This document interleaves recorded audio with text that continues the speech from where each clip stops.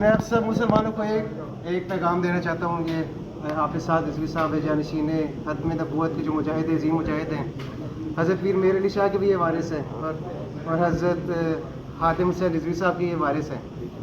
میں ایک بات یہ کہنا چاہتا ہوں کہ الحمدللہ میں حافظ قرآن بھی ہوں، پبلک نیوز پہ ایک جرنلسٹ بھی ہوں، اور الحمدللہ غوث پاک کے صدقے، پنجتن پاک کے صدقے 3000 لوگوں کو کلمہ بھی پڑھا ہے۔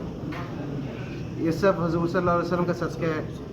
بس میں ایک بات آپ کو اہم بتانا چاہتا ہوں، گستاخی کی بات کرتے ہیں، حضور صلی اللہ علیہ وسلم کی گستاخی نہیں ہونی چاہیے۔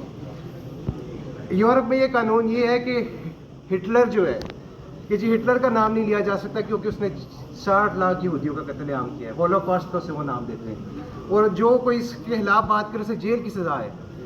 میں کہتا ہوں یہ کیسا ہپوکریسی ہے کہ آپ اس بات کا جو انکار کرے یہودیوں کے قتل عام کو، اسے تو جیل میں آپ ڈال دیتے ہو، جو حضور کی گستاخی کرے اس کو اعزاز دیتے ہو۔ اس سے بڑی یہ اور آپ کہتے ہو کہ آپ پیسفل ہے۔ ہم نہیں کہتے کہ ہم دہشت گردی ہم بھی نہیں چاہتے، ہمارے ملک میں بھی بہت کچھ سفر کیا ہے، 80,000 لوگ یہاں بھی شہید ہوئے ہیں، افواہ فوجی شہید ہوئے ہیں، کئی عاشقان رسول شہید ہوئے ہیں۔ ہم کیسے دہشت گرد ہوں گے؟